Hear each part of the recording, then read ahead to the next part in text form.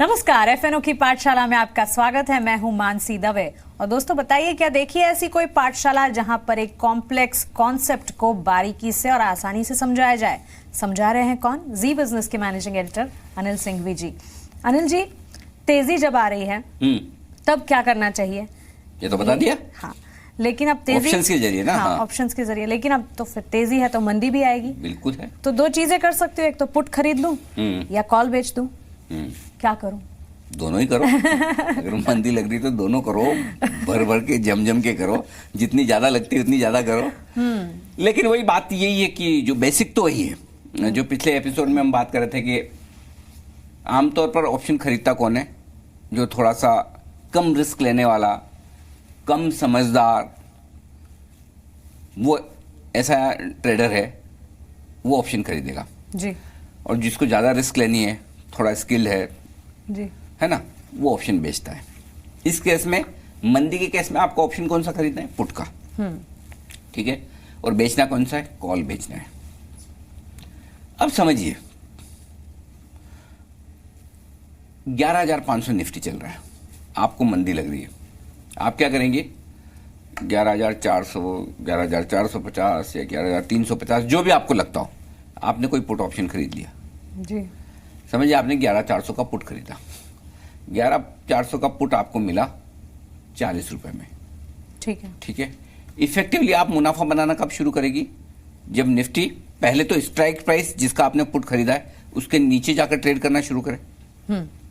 तो 11,400 के नीचे ट्रेड करना शुरू करे और तब भी आपने 40 रुपए प्रीमियम दे दी, तो एक तरह से 11,360 के नीचे निफ्टी जाएगा तो आपको मुनाफा होना शुरू हो जाएगा। जी जी।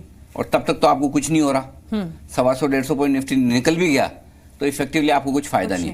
5-15 पॉइंट मिल जाए वो एक अलग बात है। तो ये आपके लिए पुट खरीद कर मंदी की बात होगी। तो अब 11,300, 11,200 निफ्टी हो जाए 11,500 से, तब तो आप पुट में मोटा पैसा कमाएंगे जी। अब दूसरा तरीका क्या है जो आमतौर पर बड़े शूरवीर लोग करते हैं, रिस्क लेने वाले, खतरों के खिलाड़ी, वो है कॉल ऑप्शन बेच दो। अब कॉल ऑप्शन बेचने में रिस्क क्या है? मार्केट लाइफ टाइम हाई पर चल रहे हैं, आप मंदी की पोजीशन बना रहे हो, भाग गया तो, और पैसे क्या मिल रहे हैं? खाली उतने जितनी प्रीमियम है। प्रीमियम जितनी करनी है। जिसको तेजी करनी है वो क्या करेगा? कॉल ऑप्शन खरीदेगा ऊपर का। सपोज किसने 11,600 का कॉल ऑप्शन बेचा 60 रुपए में। ठीक है। ठीक है, तो उसकी कमाई कितनी होगी? खाली 60, बराबर ना? जिसने कॉल ऑप्शन बेचा मंदी की, उसको तो 60 ही मिलने हैं, उतनी। हाँ, है ना? जी। उसको रिस्क कब है? अनलिमिटेड, क्योंकि उसने 11,600 का कॉल बेचा है 60 रुपए में, यानी कि जब निफ्टी 11,660 के ऊपर जाकर ट्रेड करना शुरू तब फिर शुरू होगा उसका रिस्क। करेक्ट जी। तो अगर ऐसा होने लगे तो उसका तरीका है, मैं बताऊंगा आपको। लेकिन आप 11,500 के आसपास निफ्टी को देख रहे हो, 150 पॉइंट ऊपर तक आप सेफ हो, 160 पॉइंट ऊपर तक सेफ हो, तो जो ये ऑप्शन राइटर है ना, कॉल ऑप्शन का जो बेचने वाला आदमी, ये बड़ा स्मार्ट है। इसको मालूम है बेच दो, भी वहां तक पहुंचने में टाइम लगेगा।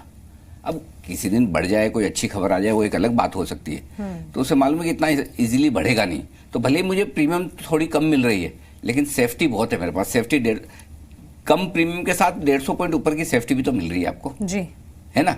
आपका नुकसान काफी है। हाँ। इसलिए ऑप्शन भी बेचा जा सकता है। तो आपको पुट ऑप्शन खरीदना है या कॉल ऑप्शन बेचना है? करनी मंदी है, आपके रिस्क लेने की कैपेसिटी पर डिपेंड करता है और आपकी ऑप्शन की समझ पर। मैं क्या गाइड करता हूं आमतौर पर? आमतौर पर आपको शुरुआत ऑप्शन खरीदने से करनी चाहिए। ओके। तेजी करनी तो कॉल ऑप्शन खरीदो, मंदी करनी तो पुट ऑप्शन खरीदो। एक बार आपका हाथ जम जाए, फिर थोड़ा समझ में आने लगे कि ऑप्शन ट्रेड कैसे होता है, फिर ऑप्शन बेचने में आप हाथ आजमाओ। ऑप्शन बेचने वाले बड़े स्किल ट्रेडर्स होते हैं, दिन रात ऑप्शन में ट्रेड करते रहते हैं। उन्हें इधर से उधर, उधर से इधर हो हेजिंग करना आता है। एक ट्रेड गलत हो गया तो दूसरा ट्रेड कैसे करेंगे, 4 ट्रेड एक साथ बिठाएंगे। वो आम लोगों के काम की बात नहीं है। लेकिन खरीदने में अनुमान बिगड़ गया तो फिर वो प्रॉब्लम हो जाती है, वो तो है ना? ऑप्शन खरीदने में, जैसे पुट ऑप्शन खरीदने में आपने मंदी सोचे थे, अनुमान बिगड़ के क्या होगा? आपने सोचा मंदी होगी, नहीं हुई, तो आपके रिस्क कितनी? 60 पॉइंट की तो है। ठीक है, इससे ज्यादा थोड़ी डूबेगा। ऐसा थोड़ी कि 11,500 भी और ले लेंगे आपसे, खाली 60 रुपए प्रीमियम दी, वही तो लगी मानसी जी। ज्यादा थोड़ी लग रहा है ना, तो रिस्क लेना पड़ेगा। लेना भाई। यहाँ पे तो देखिए एक चीज समझिए, स्टॉक मार्केट में आने के पहले तो मन ये बना लीजिए कि पैसा देना है इधर। जी। लर्निंग फीस, ट्यूशन फीस, ये एफएनओ की पाठशाला यहाँ फ्री में है और मार्केट कोई किसी को कुछ फ्री में नहीं सिखाता। जब गवाएंगे तब कमाएंगे। ना, गवाएंगे तब कमाएंगे नहीं, गवाएंगे तब सीखेंगे और फिर हो सकता है कि कमाएं। फिर आपको नसीब है। नसीब फिर आपका बाद में। देखो जो ट्यूशन पैसा देके मिलती ना, वो मुफ्त में कभी मिल ही नहीं सकती। आप है ना कहीं भी योगा करने जाएंगे, जिम में जाएंगे, वहाँ फीस देंगे, वो सब है, लेकिन सुबह बाबा रामदेव मुफ्त में कराएंगे तो कोई उठ के नहीं करेगा। मुफ्त में नहीं करना, पैसे देगा। तो कुछ चीजें ना पैसे देके सीखी जाती है। जी बिल्कुल। तो ये तो है कि अगर मंदी आने वाली है तो फिर पुट खरीदा जा सकता है, कॉल बेचा जा सकता है, लेकिन शुरुआत में ज्यादातर अगर कॉल खरीदे अगर तेजी होनी है और पुट खरीदे अगर मंदी होनी है, हाँ। तो वो ज्यादा अच्छा है। हाँ, अगर आपको पुट बेचकर मंदी करनी है, माफ कीजिएगा, कॉल बेचकर मंदी करनी है और अनलिमिटेड रिस्क है, उसको कवर करना है, तो तरीका बता देता हूँ। जैसे आपने 11,600 का कॉल ऑप्शन बेचा है 60 रुपए में, तो मैं क्या कह रहा हूं आपको कि 11,660 के ऊपर जब निफ्टी निकलकर ट्रेड करना शुरू करेगा तो आपकी अनलिमिटेड रिस्क हो जाएगी। अगर फर्ज करें कि आप मंदी सोचे थे, मंदी नहीं हुई, तेजी हो गई, तो आप 11,500 से लेके 11,660 किसी भी लेवल पर कहीं भी बीच में आप एक फ्यूचर बेच दो ना। वो तो है ही, आपने पिछली क्लास में वो हमें दे दिया है आइडिया, है ना। यहाँ सॉरी फ्यूचर खरीद लो आप जी। आपकी मंदी की पोजीशन खड़ी है, हाँ।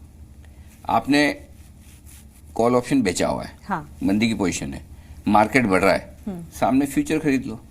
जितना जितना मार्केट बढ़ेगा फ्यूचर आपका बढ़ता जाएगा।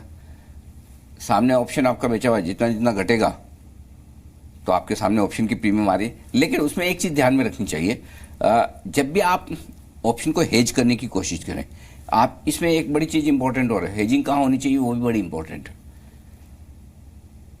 जो आपकी स्ट्राइक प्राइस है उसके आसपास आपको हेजिंग करनी चाहिए।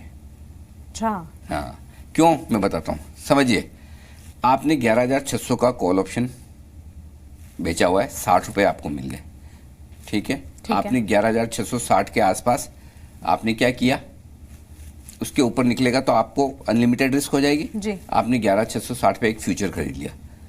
अब ऊपर चलने लगा तो जितना फ्यूचर चलेगा उतना आपका प्रॉफिट आ जाएगा और सामने कॉल ऑप्शन आपने बेचा है उतना लॉस होगा तो जीरो हो गया। लेकिन फर्ज करें 11,660 जहां आपने कॉल ऑप्शन, जहां आपने फ्यूचर खरीदा है, हाँ। वहीं से बाजार वापस गिरना शुरू कर दे, अच्छा, और फिर से 11,500 आ जाए, तो आपकी कमाई तो उतनी है 60 पॉइंट की जो आपने प्रीमियम बेची, और इधर पता चला 160 पॉइंट का नुकसान हो गया। दोनों जगह से फंसेंगे। एक जगह से इधर 60 पॉइंट मिल रहे हैं, हाँ। लेकिन वहां कमाई फिक्स है आपकी, हाँ। अनलिमिटेड कमाई नहीं है जब आप ऑप्शन बेचते हो तो जी।